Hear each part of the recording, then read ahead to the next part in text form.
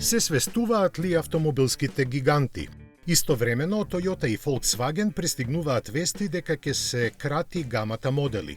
Со децении во автомобилската индустрија се сметаше дека широката понуда е предност. Многу модели, повеќе каросериски изведби, избор на опрема и мотори ветуваат дека секој купувач ќе може да најде автомобил според сопствената мерка.